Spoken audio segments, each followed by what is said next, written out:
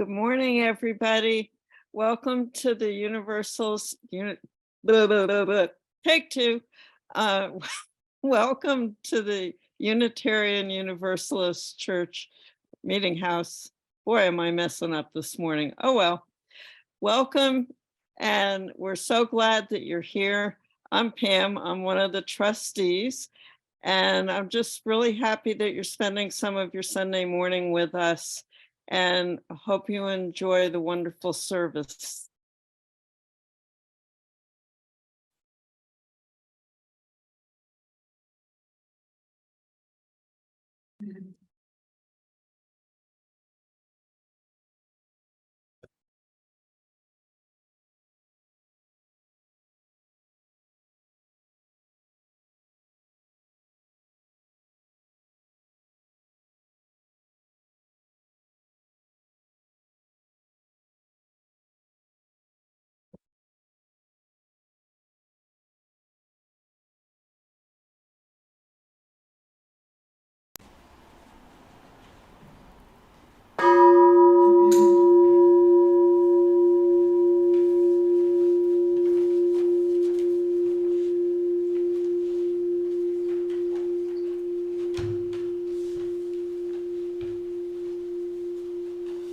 Well, good morning. As water finds its flow in sometimes unexpected directions, the flow of our rehearsals focused on a different piece for us to sing this morning, The Gift of Love. And so the Wings of Song will be done later at some point down the road with a special dedication, but today we will be doing The Gift of Love.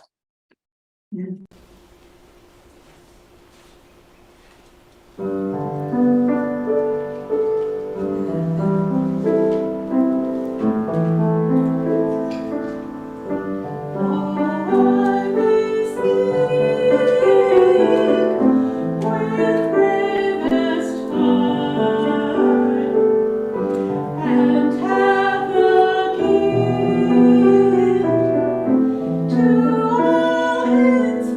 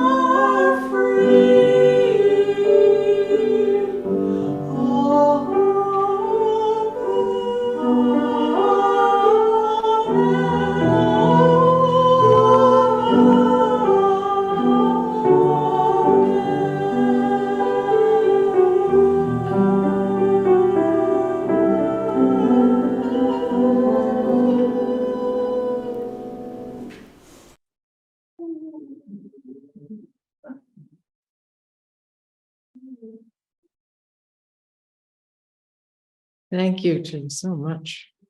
Good morning, everybody. Morning. This beautiful, beautiful morning after this wonderful rainy week we've had. Everything is blossoming away.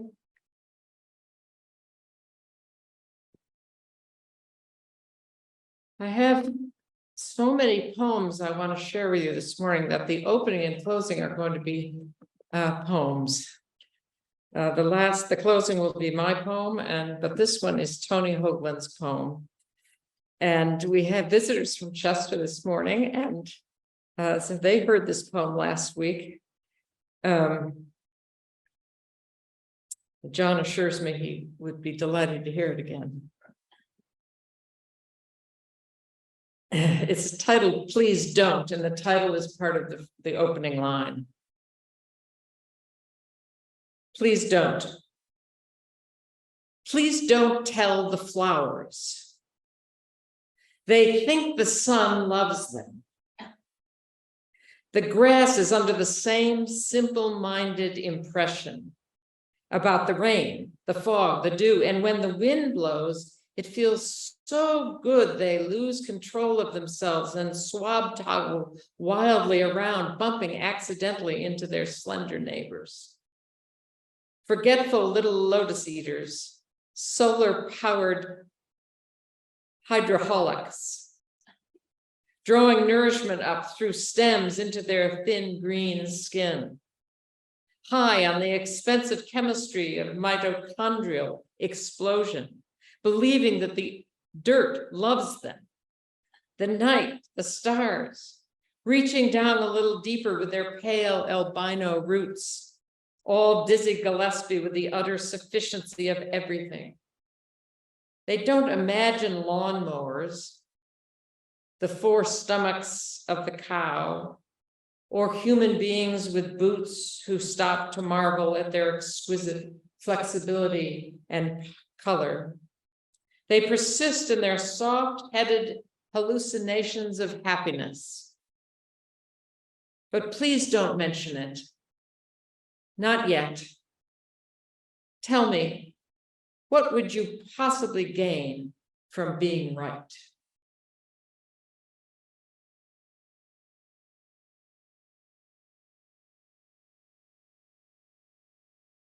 Well, all right, I have another poem for June by Gerald Stern. June 4th. This is a little shorter. You all remember the smell of honeysuckle from your childhood? I don't know, honeysuckle doesn't smell anymore. Is it because I'm losing my sense or because the hybrids or whatever? But here's June 4th. Today, as I ride down 25th Street, I smell honeysuckle rising from the Shell and Victor Bellata and K Diner. The goddess of sweet memory is there, staggering over fruit and drinking old blossoms. A man in white socks and a blue t-shirt is sitting on the grass outside Bethlehem Steel, eating lunch and dreaming. Before he walks back inside, he will be changed. He will remember when he stands again under the dirty windows, a moment of great misgiving and puzzlement, just before sweetness ruined him and thinking tore him apart. He will remember lying on his left elbow, studying the sky, and the loss he felt, and the sudden freedom, the mixture of pain and pleasure, terror and hope, what he calls honeysuckle.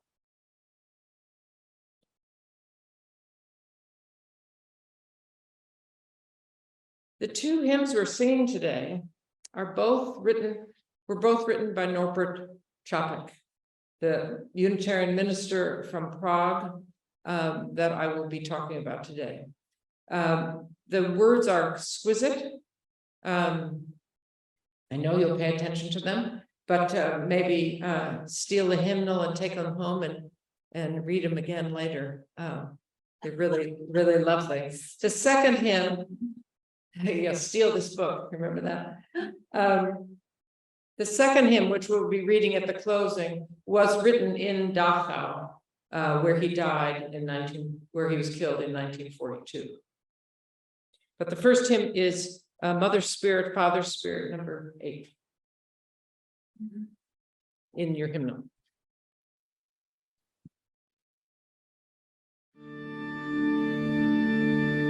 Mother Spirit, Father Spirit, where are you?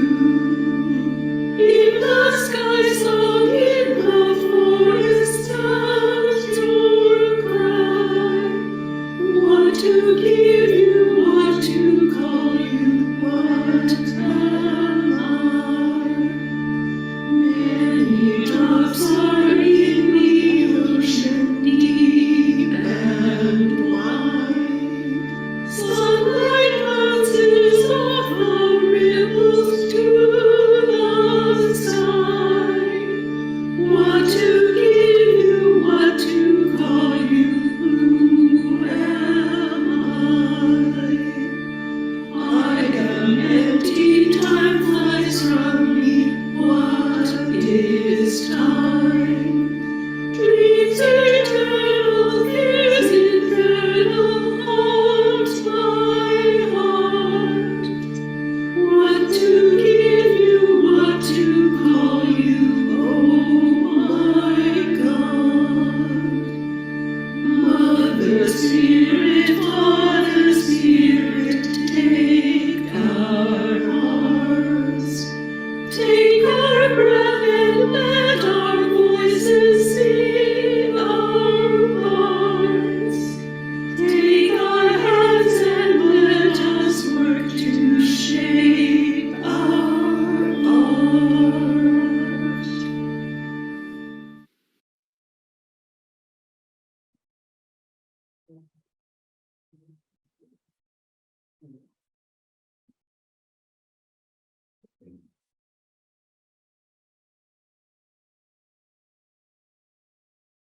Now we get to recite or read our affirmation together.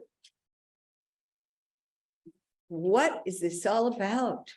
Love is the doctrine of this church. The quest for truth is its sacrament, and service is its prayer. To dwell together in peace, to seek knowledge in freedom, to serve the needs of all beings, to the end that all souls shall grow into harmony with the divine. Thus do we covenant with each other and with the source of our being. Thank you. Now we'll have some music while it looks like Bill and Becky will collect money for the ongoing work of this church and food for the family center. Thank you.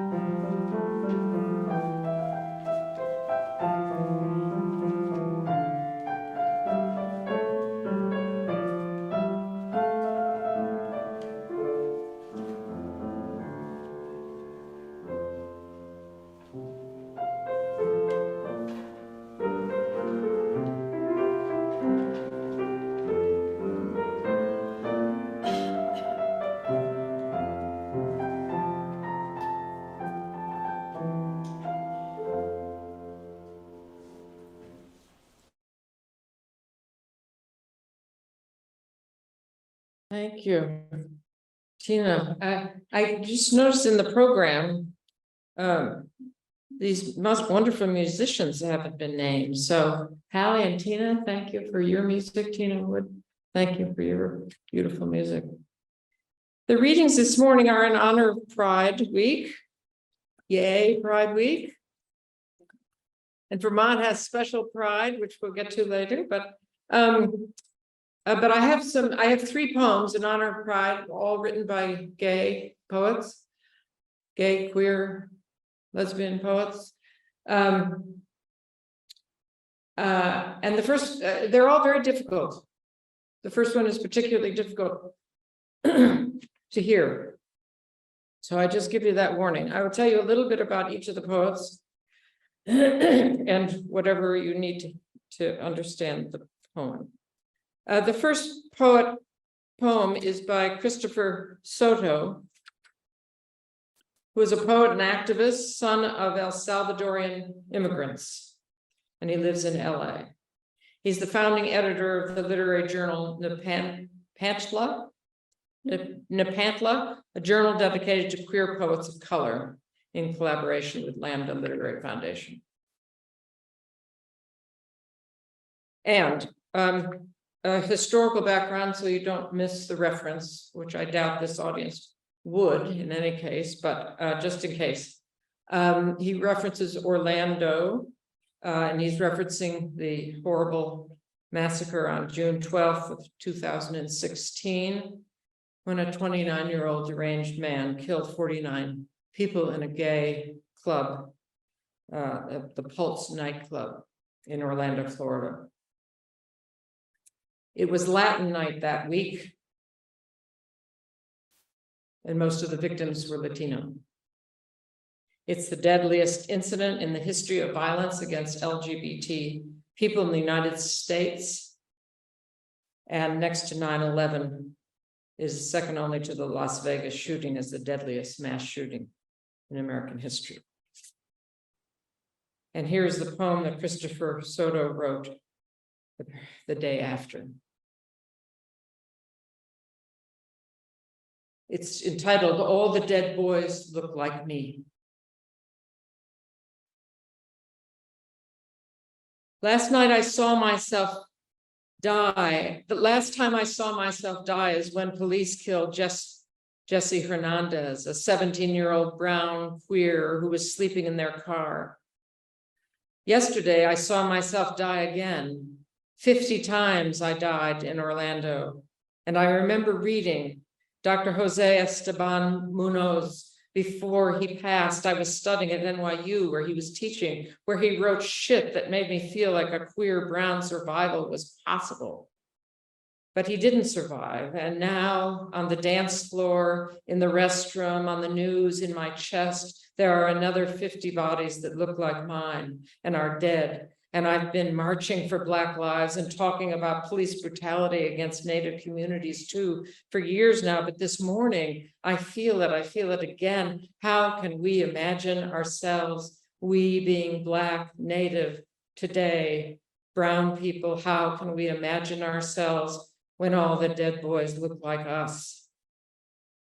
Once I asked my nephew where he wanted to go to college, what career he would like, as if the whole world was for his, it was his for the choosing.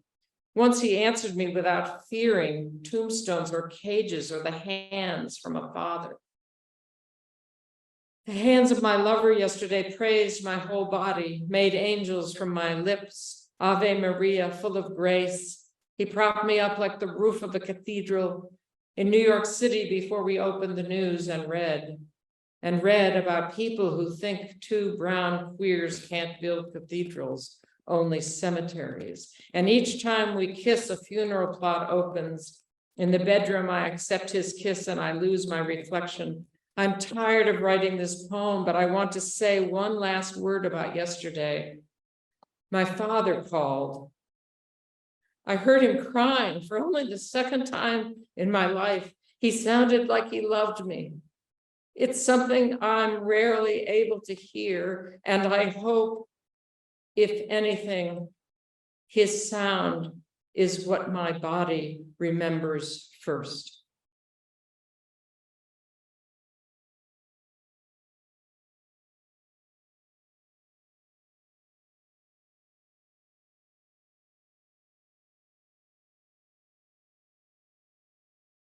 Second poem is by Audre Lorde. Describes herself as a Black lesbian mother warrior poet. Died too young, breast cancer. I had the privilege of hearing her give one of her most powerful lectures called The Power of the Erotic. And I actually got a chance to hug her afterwards. It was a great moment for me to hear her speak and to be in her presence. She's considered by many of us as one of the great mothers of the not only gay and lesbian movement, but the feminist movement as well, of course. This is called a litany for survival. For those of us who live at the shoreline, standing upon the constant edges of decision, crucial and alone. For those of us who cannot indulge the passing dreams of choice, who love in doorways, coming and going, in the hours between dawns, looking inward and outward, at once before and after, seeking a now that can breed futures, like bread in our children's mouths, so their dreams will not reflect the death of ours. For those of us who were imprinted with fear, with a faint line in the center of our foreheads, learning to be afraid with our mother's milk, for by this weapon, this illusion of some safety to be found, the heavy-footed hoped to silence us. For all of us, this instant and this triumph, we were never meant to survive. And when the sun rises, we are afraid it might not remain. When the sun sets, we are afraid it might not rise in the morning. When our stomachs are full, we are afraid of indigestion. When our stomachs are empty, we are afraid we may never eat again. When we are loved, we are afraid. Love will vanish. When we are alone, we are afraid. Love will never return. And when we speak, we are afraid. Our words will not be heard nor welcomed. But when we are silent, we are still afraid. So it is better to speak, remembering we were never meant to survive.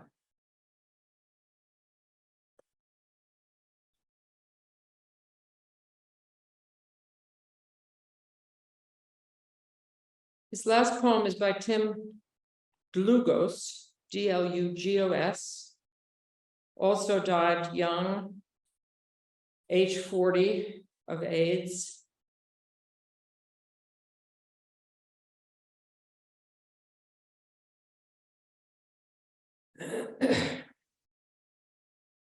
He wrote many poems about the AIDS epidemic.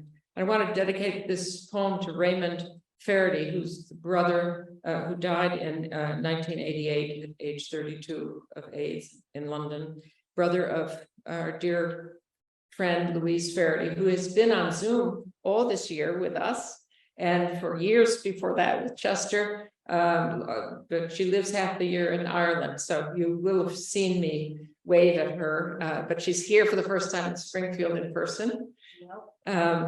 And she's really part of our family. Our kids call her Auntie Louise, and she's also my hairdresser, and I just got my hair cut because she's finally back from Ireland. So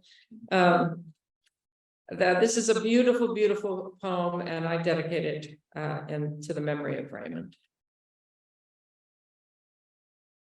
It's called Ordinary Time. Which are the magic moments in ordinary time? All of them, for those who can see. This is what redemption means. I decide at the meeting. Then walk with David wearing his new Yale t-shirt and new long hair to 103.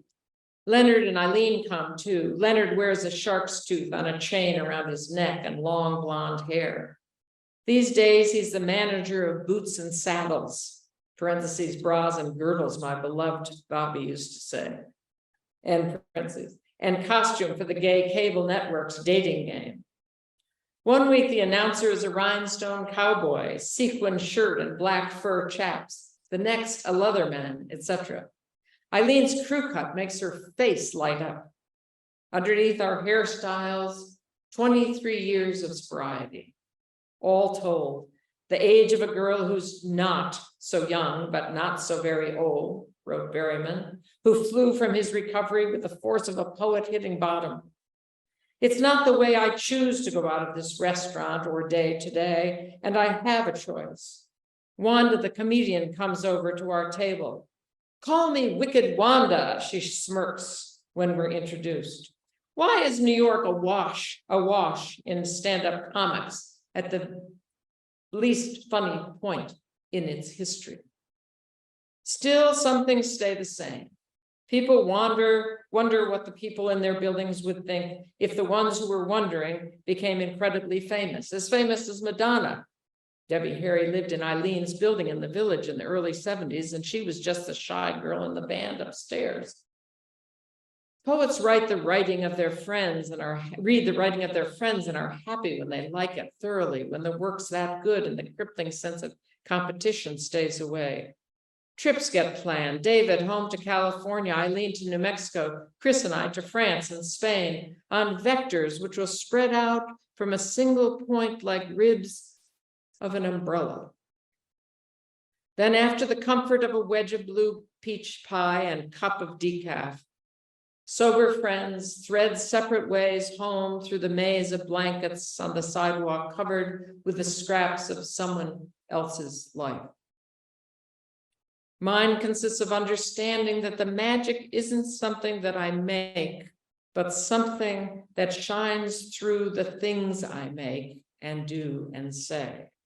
The way a brooch or scrap of fabric shines from the detritus to catch Leonard's eye and to be of use for costumes, when I am fearless and thorough enough to give it room, all the room there is in ordinary time, which embraces all the people and events and hopes that choke the street tonight, and still leaves room for everyone and everything and every other place.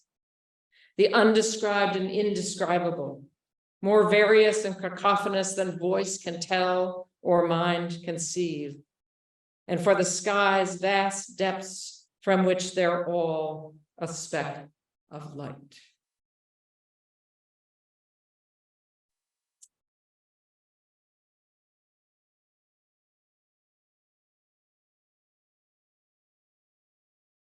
Amen.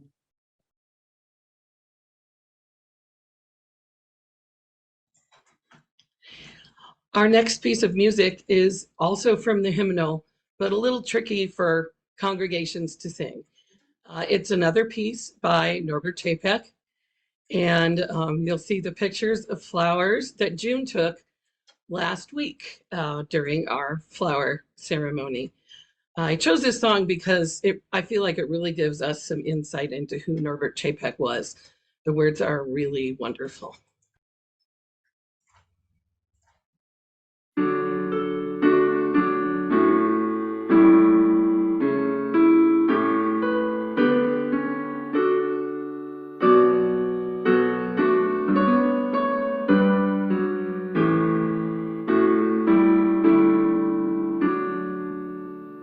Color and fragrance, magical rhythm, sweet changing music will change us with them.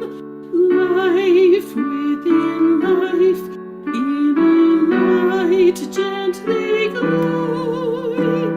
Surely you seem to be God's vision growing.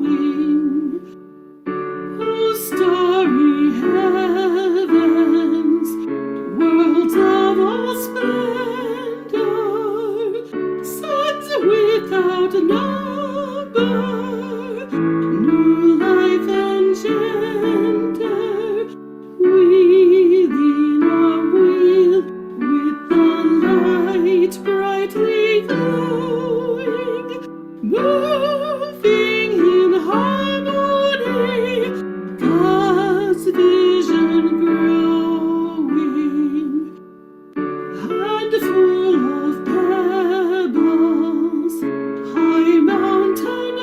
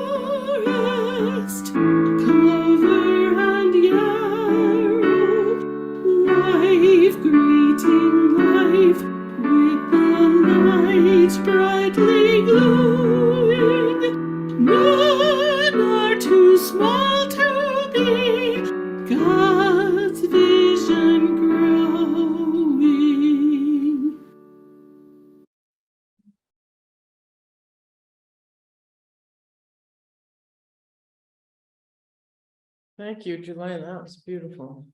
I don't know that it was any harder to sing than the first hymn, though.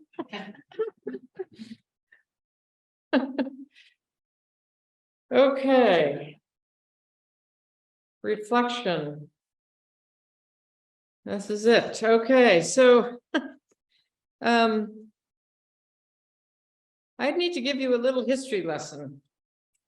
And I apologize if you know it already, but I'm just going to give you we're going to run through the history of Czechoslovakia very quickly, and then I'm going to fit in Capek into that and his wife Maja into that history.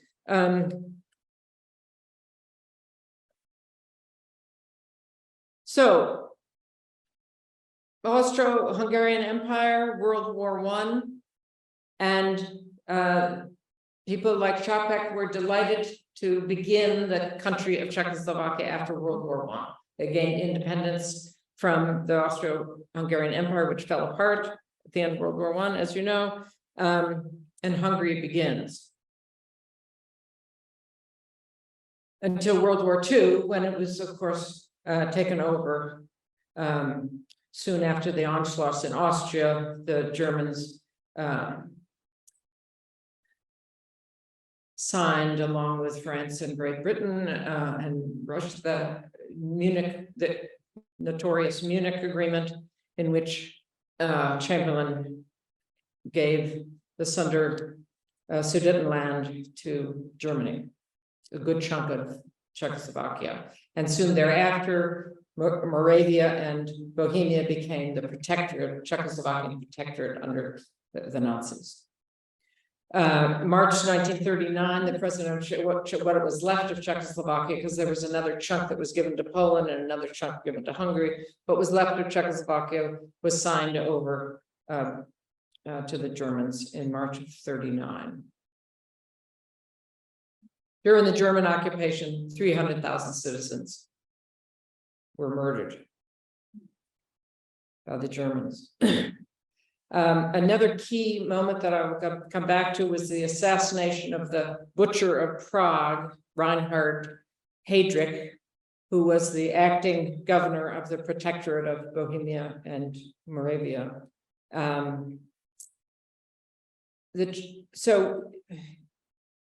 The Munich Agreement essentially abandoned Czechoslovakia, as you all probably know. And that abandonment so disheartened the country that there was almost no resistance to the Nazis. The Czechs were just hopeless in the face, in the occupation. And the then president, who had fled to England, Beneš, I may be not any Czech people here that can help me with my pronunciations. I think I'm all right on this, but Beneš goes to England, and under pressure from the English to show some kind of resistance and hoping that Czechoslovakia will be reconstituted after the war, he agrees to this plot to assassinate this horrible Nazi that's head of Czechoslovakia, Reinhard Heydrich. And this assassination is successful, but unfortunately there was a wave of reprisals. Heydrich was very high up in the Nazi hierarchy. He was one of the architects of the Holocaust. And there was a wave of reprisals after the assassination. 2 whole villages were slaughtered, men, women, and children. There were mass killings of civilians throughout the country. And Capek was one of the casualties of that incident, which I'll get back to later. Czechoslovakia comes together again after the war, but and the Nazis leave. But in 48, it becomes part of the Eastern Bloc. The Soviets take over, and there are 40 more years of misery under the Soviet regime until the Velvet Revolution of 1989, when a poet becomes prime minister. All right, so Reverend Norbert Capek, born in Bohemia, a small village in southern Bohemia in 1870. He Roman Catholic, that whole area was Roman Catholic. Age 18, he discovers the Baptists not American Baptists as we know it, but the Baptists in that area, becomes a minister, takes it very, very seriously. In 1910, when he's 40, he meets Thomas Masaryk, who was also an intellectual and became the first president of Czechoslovakia after World War I, a great hero, Czech hero, perhaps the greatest one, and whose wife was a Unitarian. And so Masaryk says, getting to know, meeting Capek, says, you know, you're really a Unitarian. And Capek had never heard of Unitarians. They didn't really exist at that point in Czechoslovakia. But Masaryk approaches the UUA to see if he can get funding for Capek at this point, and he was turned down. This is in 1910. And so Capek sort of forgets about Unitarianism. And the beginning of World War, sorry, this is before World War I. So Masaryk becomes president after World War I. But when World War I hits Capek and his then wife and I think 8 children at that point, he had 9 altogether, decide they better leave Prague because he's in danger of being arrested by the Austro-Hungarian Empire for being anti-Catholic and too nationalistic. He's very much hoping that Czechoslovakia will become its own country. So they go to the United States and he becomes a minister, Baptist minister, and for 3 years. Then they decide to go back and to sell their house in New Jersey. They have trouble. This is how fate works. It's so wonderful. They have trouble selling their house and they have to stay months longer than they had planned. And during those months, they send their children off to explore Sunday schools of local churches in the area. And the kids would come back and report back, and Capek would say, no, that's no good. Good, try another church. Well, they came back after going to a Unitarian church, and guess what? Capek said, oh, I like that theology. And soon he and Maja went to the church, and before you know it, they sign up and become Unitarians. And then they approach, with the help of the minister of that New Jersey church, they approached Samuel Eliot, who's the president of the UUA at the time, and asked for funding and support in their, as they're going back to Prague. And lo and behold, he does support them. A very key decision on his part. They go back to Prague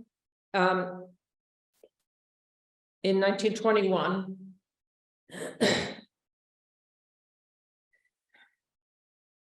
With the support of the UUA, they built the biggest Unitarian congregation in the world over the next 20 years, 3,000 plus members.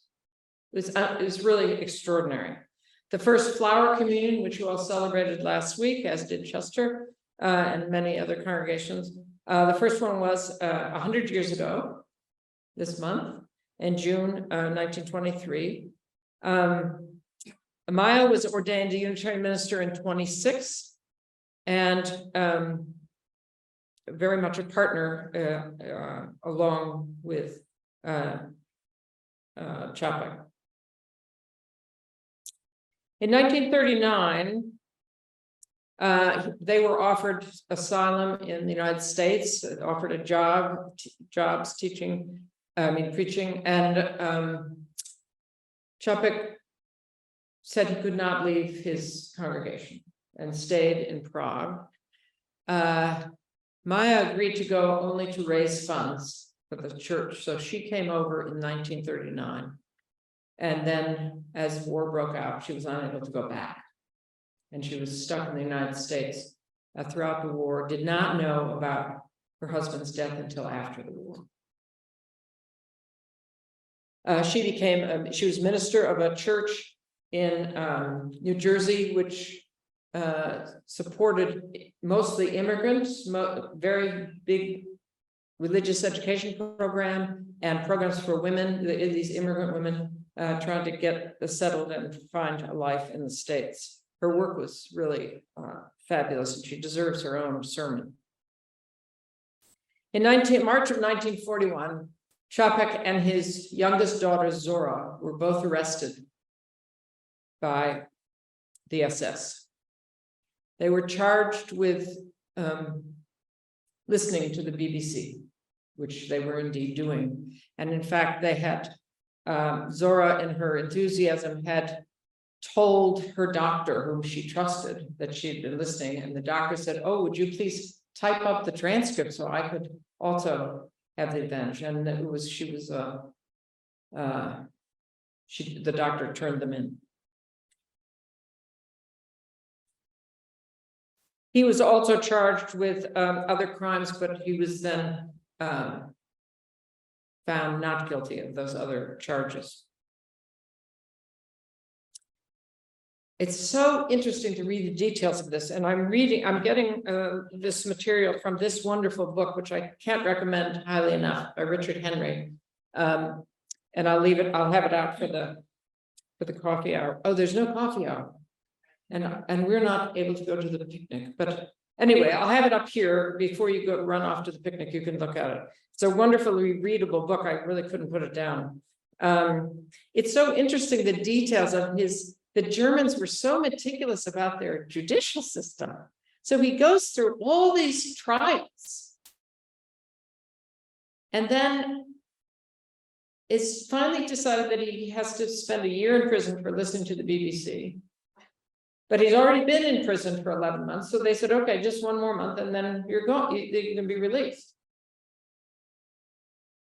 But the assassination of Heydrich had happened. And the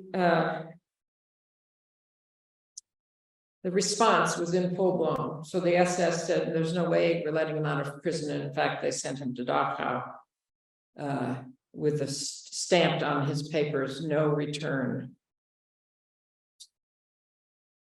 And he was killed in October of 1942.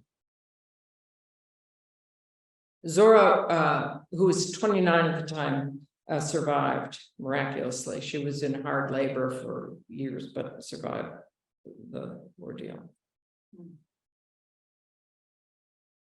She was his youngest child? Youngest of 9, yes.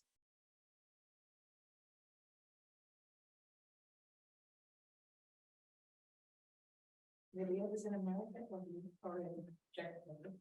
The other children? I'm having trouble.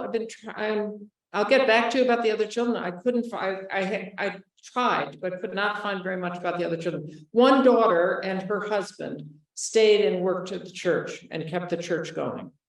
And through the war and after. But the other children, I don't know that much about.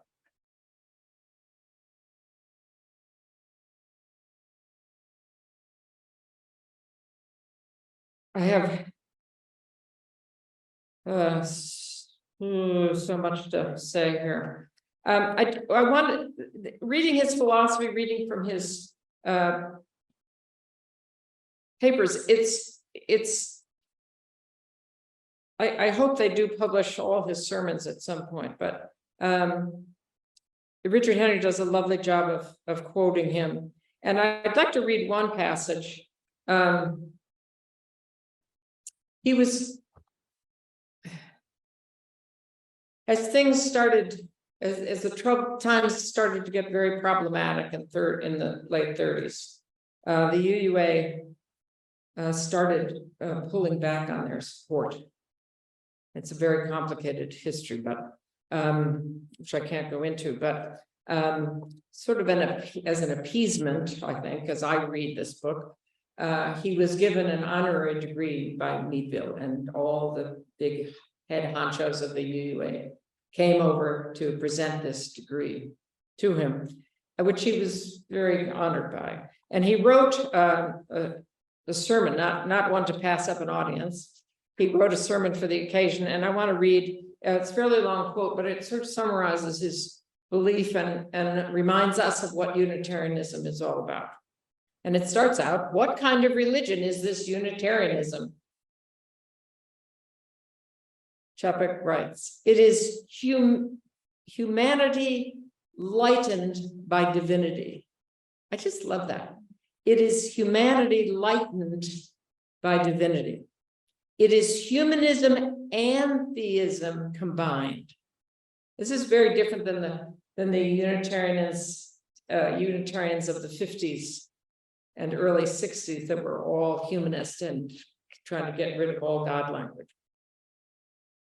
It is humanism and theism combined. It is not the kind of humanism without God and without a soul, but the humanism of those great men who from time to time called our nation to a new life. When John Huss, H-U-S, anybody know John Huss? When John Huss appealed to reason and conscience against the authority of the Pope, it was work for humanity. When Comenius conceived school as a workshop of humanity, it was a continuation.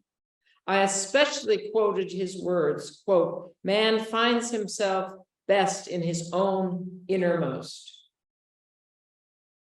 We find ourselves best in our own innermost, nowhere else, for then in himself he easily finds God and all. What else is it but to begin with man when seeking God?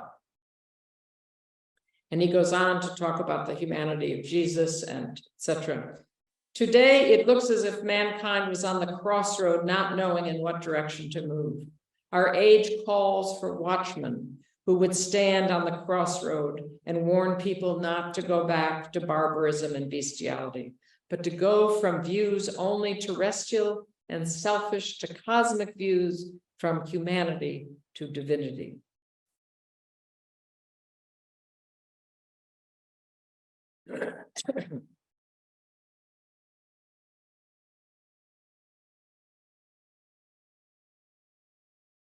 Another quote from Capek.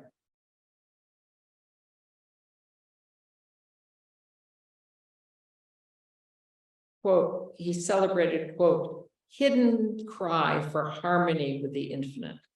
The hidden cry for harmony with the infinite in every soul. Did you wake up this morning with the hidden cry for the infinite, for harmony with the infinite in your soul? When I smell those lilacs, I think I had that. Sharon brought lilacs from her garden. Please, before you leave, circle up here and smell them. The hidden cry for harmony with the infinite. Every person, Capek writes, is an embodiment of God, and in every one of us, God struggles for higher expression. In every one of us, God struggles for higher expression. It reminds me of Abraham Heschel's wonderful title of his book, God in Search of Man. And it's just this wonderful idea that I've spoken of before, that of seeing the universe not just as us seeking meaning, but as meaning seeking us, looking for a place to grow, right? Looking for fertile soil in which to develop.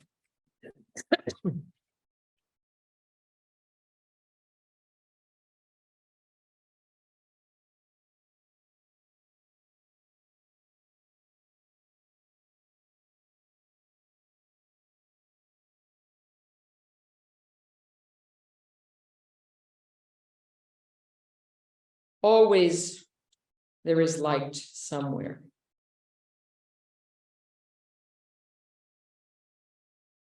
In this time of dire danger to all the values of freedom and democracy, liberal religion holds dear. We must let history not only inform, but enliven us. I am asked, how can you keep studying Europe in the 30s and 40s?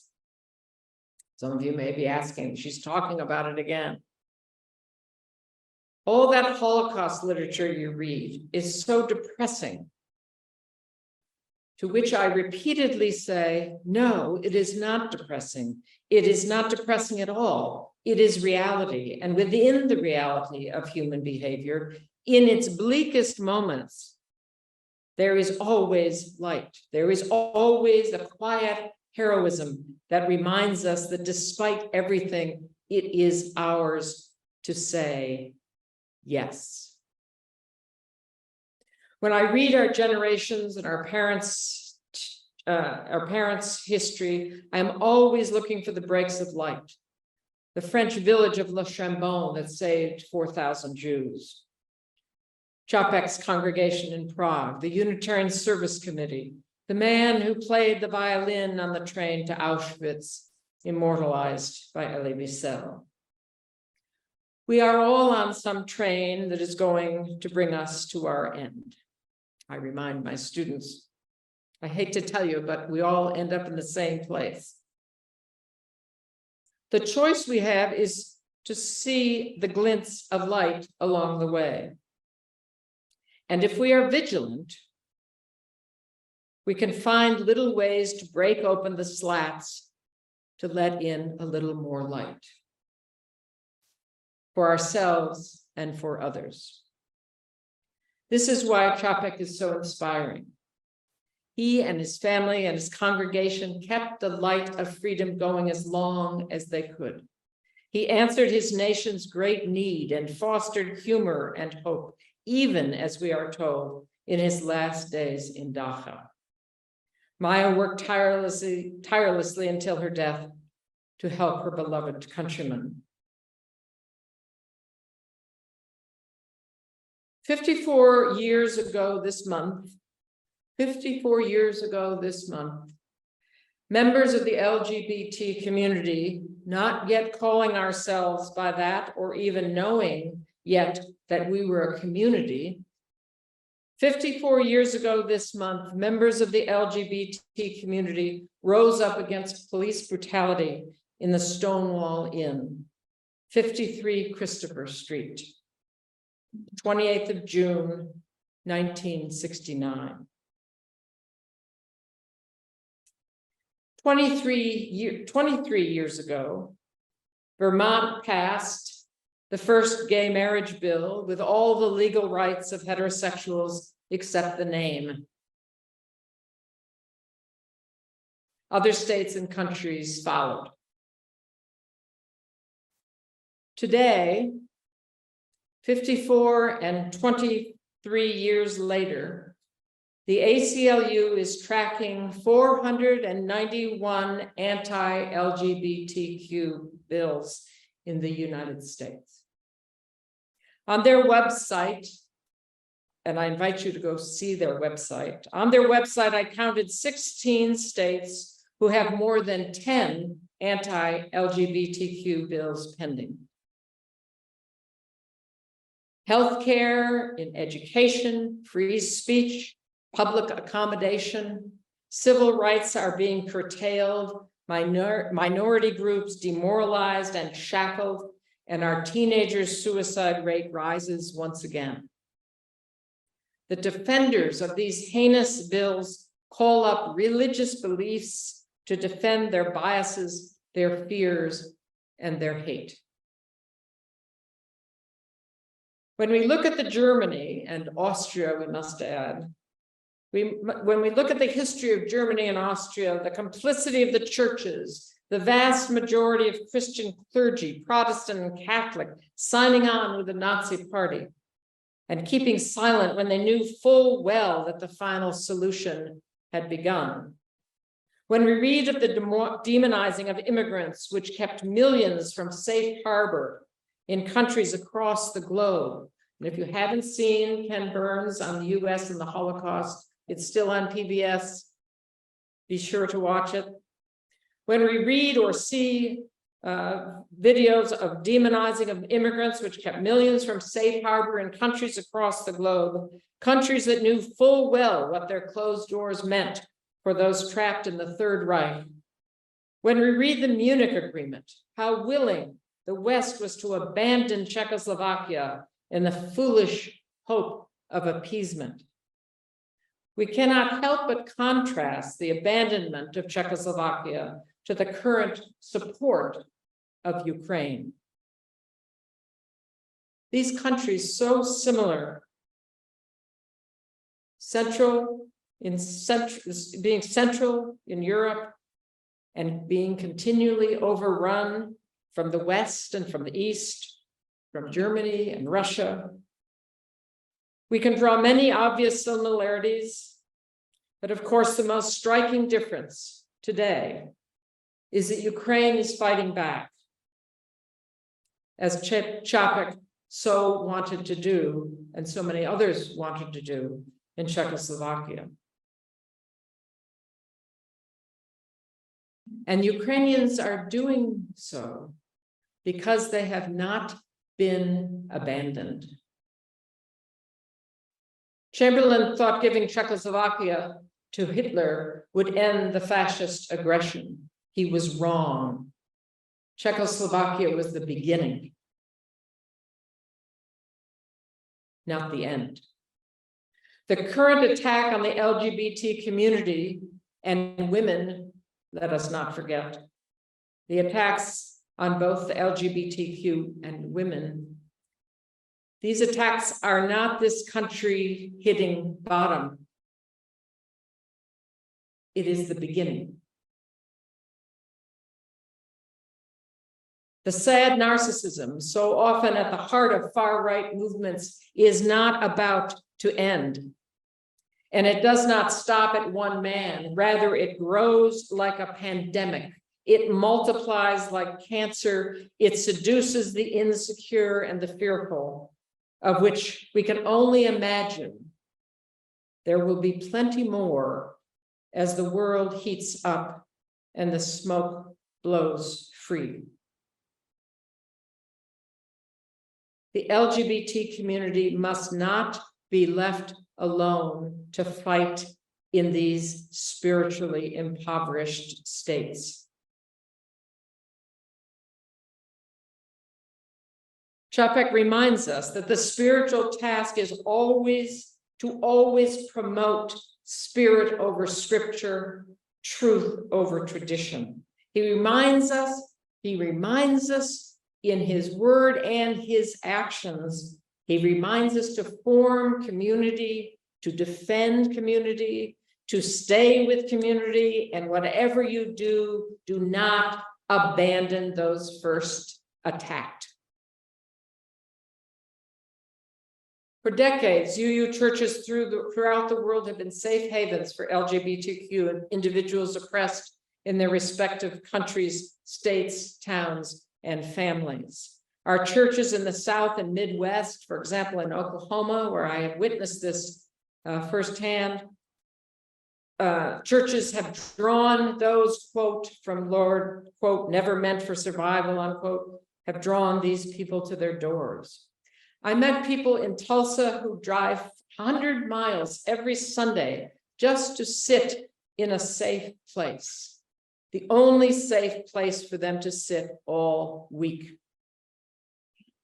Capek wasn't gay or disabled or Jewish. He was not in the resistance. There was, as I've said, hardly a resistance in Czechoslovakia, so discouraged they were from their abandonment. But he did have a belief in life so strong that it threatened the SS. He did stay with his people and tried to keep them going under dire circumstances, in language that he thought would allow him to stay functioning and keep his church open as long as possible. He preached, by the way, Sunday after Sunday, Tuesday night after Tuesday night, with the SS member at the back of the church taking notes.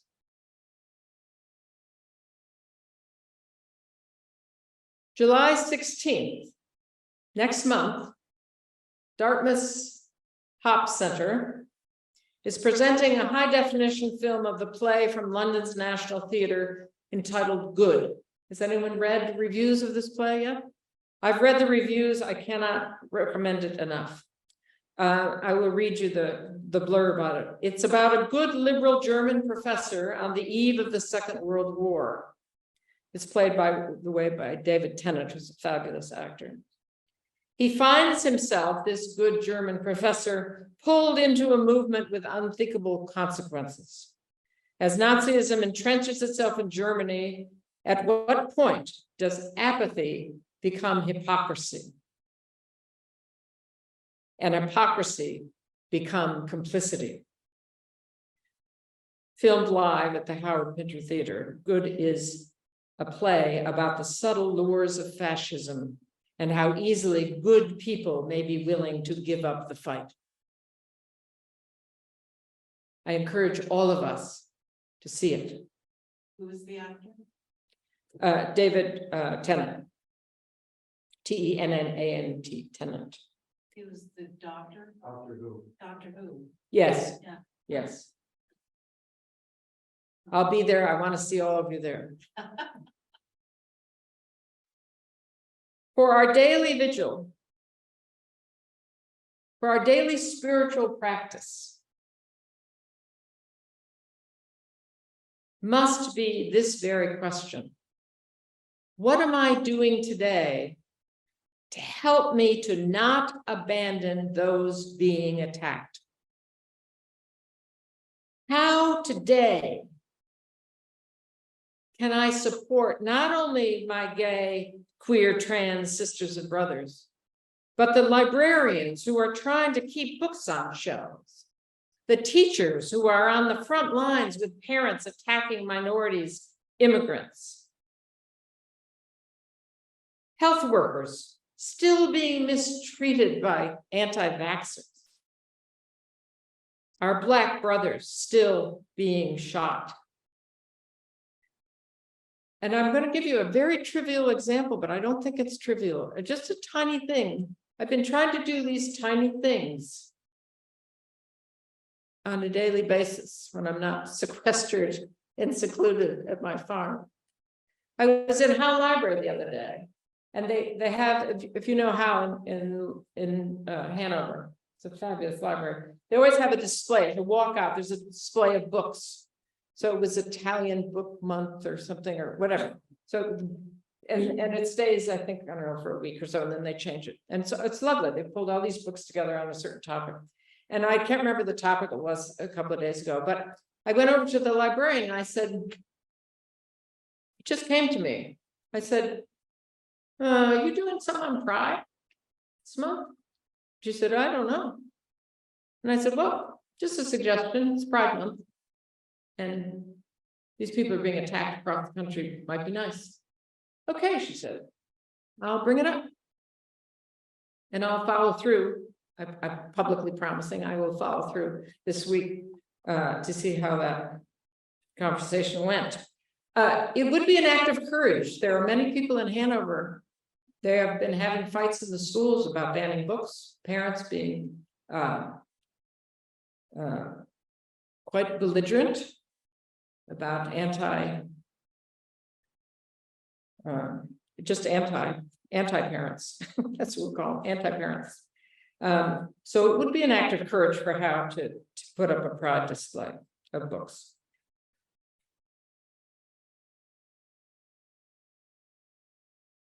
Our daily vigil must be to keep Capek's vision alive, to push back the hurricane of hate that is upon us. Every day, small acts of resistance.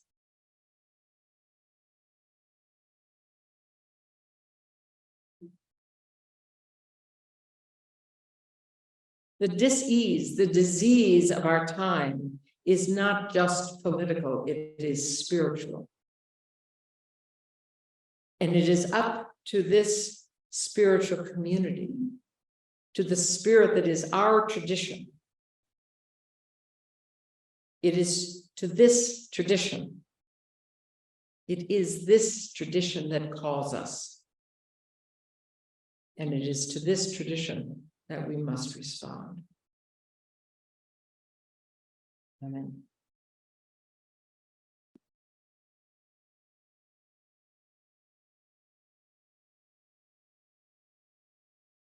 And our last hymn is by Reverend Capek. And it was written in Dachau. He wrote some 100+ hymns, only a few of which have been saved. But many of them he wrote when he was in Dachau.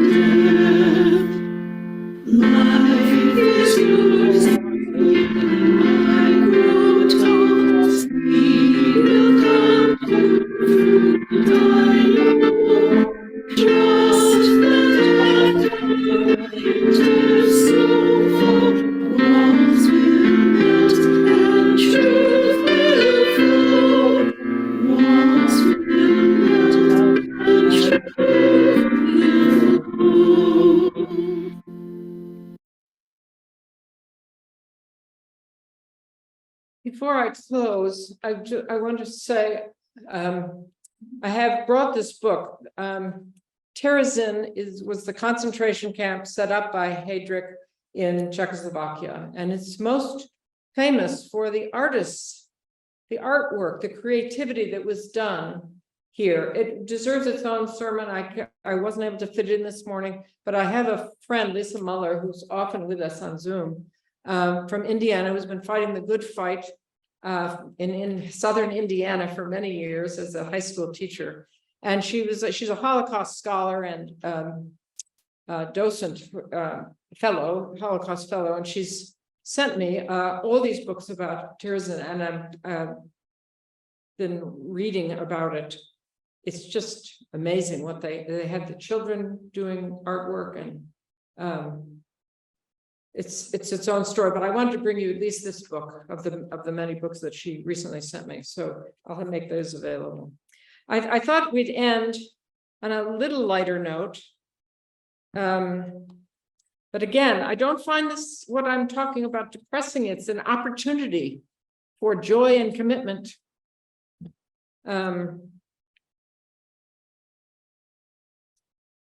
I've been, my little spiritual practice has been saying, instead of saying, oh, I'm not allowed to eat any sugar anymore, I say, oh, I get to have a salad for lunch. I get to wash dishes.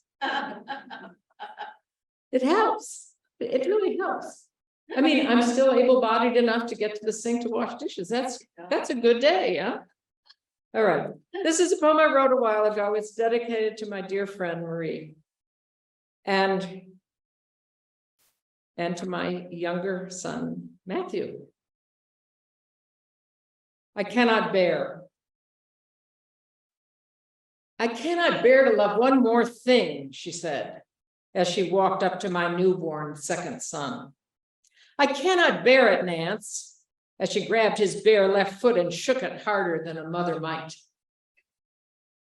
As she used to shake Sammy the cat's red head, rattle it in her compulsive fist. Oh, he loves it, she would say as he ran for his life.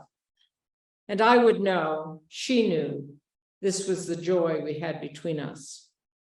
Never slant, she loved, a fierceness, direct and overwhelmed by what she could not bear.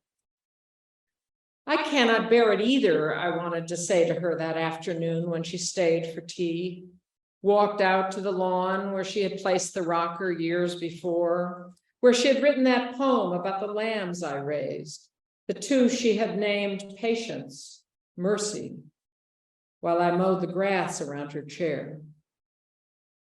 Poets and lovers are like Lupin, I might have said over the sound of the mower that first afternoon in June.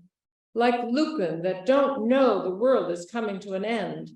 They just keep coming back, propagating themselves, standing tall but not together, loving every last one of themselves, blue across the carpet field. How is it possible, I might have said then, if the mower hadn't come between us? How is it possible, I write it out now? How is it possible to comprehend, to even say out loud, the Lupin has returned? Despite the winter's dryness, its brittle, shoveled snows, the Lupin in dumb cobwebs of lavender across the field fantastic has returned.